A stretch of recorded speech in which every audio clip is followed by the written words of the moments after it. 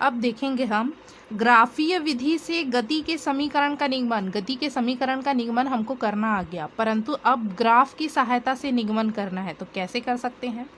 तो एक समान त्वरित गति में वेग और समय के बीच ग्राफ हम जानते हैं इस प्रकार से होता है। तो समय को x अक्ष में, वेग को y अक्ष में ले लिए। ठीक है, इस प्रकार से वेग है, ये जो प्रारंभिक वेग है यहाँ से जो स्टार्ट हो रहा है, मतलब प्रारंभिक वेग को u मान लिए और t समय पश्चात उसके वेग को मैंने क्या मान लिया? v मान लिया। ठीक है ना, t समय पश्चात के वेग को v मान लिए। ठीक है, और इस प्रकार से जो u है उसको आगे की ओर बढ़ाए और ये पॉइंट b को आगे की ओर बढ़ाए तो पॉइंट c मिल गया और यहाँ कोण जो है थीटा बन रहा है। ठीक है, अब देखते हैं आगे। माना कोई वस्तु एक समान त्वरण a से गतिशील है, वस्तु का प्रारंभिक वेग u तथा t समय पश्चात वेग v है। जो ग्राफ में बना हुआ है उसी को थ्योरी के रूप में लिख देना है। इस समय t में वस्तु द्वारा चली गई दूरी s हो तो ठीक है, चली गई दूरी कितनी है? s है। ठीक है, तो गति के प्रथम समीकरण का निगमन, तो उसके लिए उपयोग करेंगे त्रिभुज ABC में। त्रिभुज ABC में tan थीटा बराबर क्या होता है? लंब बटे आधार। ठीक है, मतलब लंब का काम BC बटे आधार क्या है? AC लिख दो। ठीक है ना, BC का मान कितना आएगा? BC का मान जी V माइनस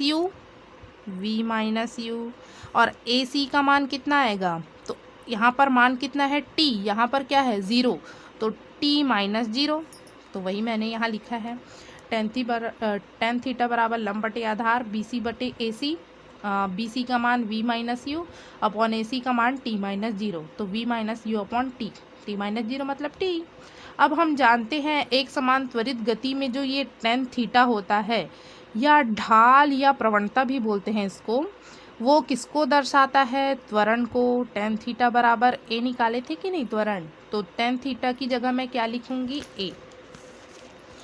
तो a बराबर tan थीटा, तो a की जगह a as it is tan theta का मान रखो V minus U upon T, तो पक्षांतर कीजिए AT बराबर V माइनस U, तो इसको लिख सकते हैं V बराबर U प्लस AT। यही गति का प्रथम समीकरण है। ठीक है, आसानी से बन गया ये तो भाई।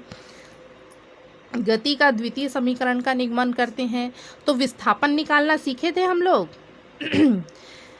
विस्थापन S बराबर समलंब चतुर्भुज ABDO का क्षेत्रफल। हमारे पास समलंब चतुर्भुज क्या बन रहा है? ABD, ये पॉइंट D है ना, DO का क्षेत्रफल, ये D है ना। तो इस समलंब चतुर्भुज ABDO का क्षेत्रफल को मैं दो भागों में बांट सकती हूँ। कैसे दो भागों में? तो ये इतना क्षेत्रफल बट धन इतना क्षेत्रफल क्या होगा? आयत ACDO का क्षेत्रफल, ACDO का क्षेत्रफल। ठीक है ना, ये पूरा क्षेत्रफल चाहिए ना, हमको पूरा भाग चाहिए, तो मैं इसको दो भागों में बांट दी। आयत ACDO का क्षेत्रफल धन ये क्या बना रहा है? त्रिभुज, तो त्रिभुज ABC का क्षेत्रफल बांट सकते हैं, तो उसी को मैंने यहाँ लिखा है। आयत ACDO का क्षेत्रफल प्लस त्रिभुज ABC का क्षेत्रफल। आयत का क्षेत्रफल सभी जानते हैं लंबाई गुना चौड़ाई होता है। त्रिभुज का क्षेत्रफल जानते हैं सभी 1/2 गुना आधार गुना ऊंचाई होता है। ठीक है, अब आयत के लिए लंबाई और चौड़ाई क्या है देख लेते हैं भाई। ठीक है, लंबाई क्या है? OA, चौड़ाई क्या है? OD। ठीक है, तो OA इंटू OD लिख दिए। इस त्रिभुज के लिए आधार क्या है? आधार है AC और ऊंचाई क्या है? BC, तो 1/2 गुना आधार AC और ऊंचाई BC। ठीक है, रख दिए। अब OA का मान कितना होगा? तो S बराबर U होगा OA का मान। यहाँ देख लेते हैं OA का मान निकाल लेते हैं। सबसे पहले OA का मान चाहिए तो U होगा, OD का मान चाहिए ओ डी का मान, तो टी होगा क्या, यहाँ से यहाँ तक की दूरी कितनी है, टी समय है कि नहीं, ठीक है। अब ए सी का मान चाहिए हमको, ए सी का मान, तो ए सी का मान भी क्या होगा, टी होगा, जितना ओ डी है उतना ही तो ए सी है, ठीक है।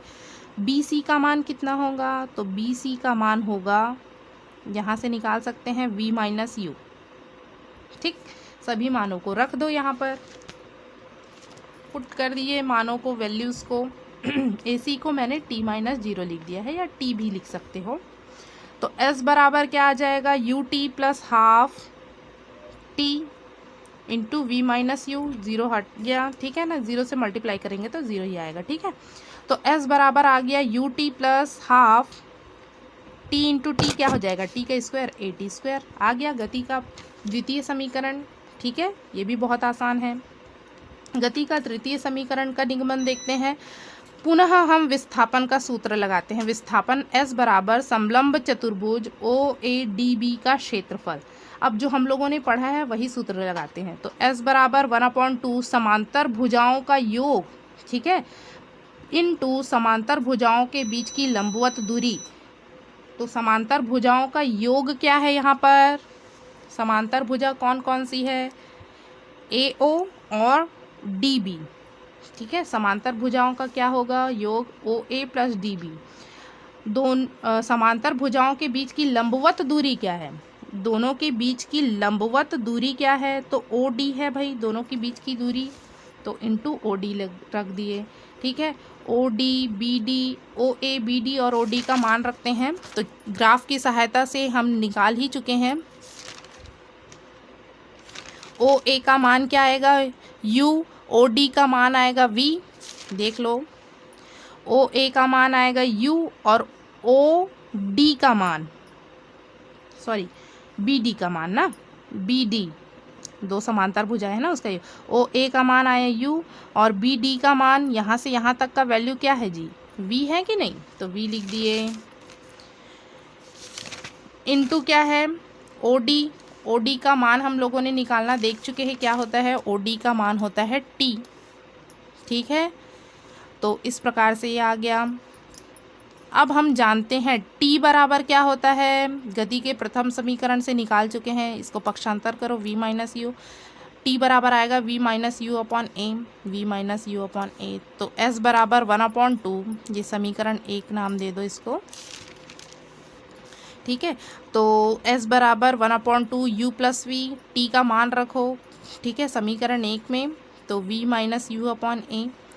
s बराबर 1/2, ठीक है, v माइनस, इसको क्या लिख सकती हूँ, u प्लस वी को v प्लस यू लिख सकती हूँ, v माइनस यू। ये सूत्र बन गया a minus B into A plus B बराबर क्या लिख सकते हैं, a square minus B square. तो v square minus U square हो गया, और 2a इधर पक्षांतर कर दी तो 2as, ठीक है, v में, तो अर्थात इसको क्या लिख सकते हैं, v स्क्वायर बराबर यू स्क्वायर प्लस 2as। यही गति का तृतीय समीकरण है। एक विमीय सामान्य परिवर्ती गति में वेग, ठीक है ना। अब पहले ये समझ लेते हैं कि एक विमीय सामान्य परिवर्ती गति क्या होता है, ठीक है ना। तो जब कोई वस्तु एक सरल रेखा में इस प्रकार गति करती है कि उसका वेग समय के साथ अनियमित रूप से परिवर्तित होता है, तो इस प्रकार की गति को एक विमीय सामान्य परिवर्ती गति कहते हैं, ठीक है ना। कोई वस्तु है जिसका वेग जो है समय के साथ असामान्य रूप से परिवर्तित हो जा रहा है, ठीक है। देखते हैं हमारा एग्जाम्पल, 1 सेकेंड, कभी 2 सेकेंड, फिर मान लो फिर 1 सेकेंड। समय के साथ यदि देख रहे हैं तो असामान्य, कभी 2 मीटर पर सेकेंड है, कभी क्या है 4 मीटर पर सेकेंड है, कभी फिर 1 मीटर पर सेकेंड है। तो वेग में परिवर्तन असामान्य रूप से हो रहा है, ठीक है, इसलिए इसको क्या कहते हैं, एक विमीय सामान्य परिवर्ती गति, ठीक है ना। स्थिति और समय के बीच ग्राफ खींचा गया है। देखो स्थिति में परिवर्तन सामान्य रूप से नहीं हो रहा है, असामान्य रूप से हो रहा है, ठीक है ना। टी समय में उसकी स्थिति को एक्स ऑफ टी से प्रदर्शित किए, टी प्लस डेल टी समय में, इस छोटे से समय अंतराल में उसकी स्थिति को X of T plus del T के रूप में प्रदर्शित किए, ठीक है। वेग निकाल सकते हैं हम। वेग बराबर विस्थापन बटे समय अंतराल। विस्थापन क्या होगा, तो x of T plus del T minus स्थिति में जो परिवर्तन हुआ है वो बटे समय अंतराल। समय अंतराल में क्या परिवर्तन हुआ है, T plus del T upon T minus T, sorry T plus del T minus T. ठीक है, तो स्थिति में परिवर्तन को डेल एक्स से प्रदर्शित कर दिए, समय में परिवर्तन को डेल टी से। तो वेग v बराबर आ गया हमारे पास सूत्र del x upon del t. तात्क्षणिक वेग निकाल सकते हैं, लिमिट लगा दो भाई, limitation del t tendings to zero, del x upon del t हो गया। ठीक है, इसी को मैं लिख सकती हूँ अवकल गुणांक के रूप में D x upon D T. ठीक है, एक विमीय सामान्य परिवर्ती गति में त्वरण। वेग निकालना सीख गए, अब त्वरण देखते हैं। ठीक है, तो त्वरण निकालना है मतलब वेग और समय के बीच ग्राफ खींच देते हैं। तो वेग में देखो परिवर्तन अनियमित हो रहा है। कैसा हो रहा है, अनियमित। तो त्वरण a बराबर वेग में परिवर्तन बटे समय अंतराल। t समय में वेग v ऑफ t, t plus del T समय में वेग v ऑफ t प्लस डेल टी है वेग। ठीक है, तो वेग में परिवर्तन अंतिम माइनस प्रारंभिक, समय अंतराल अंतिम माइनस प्रारंभिक।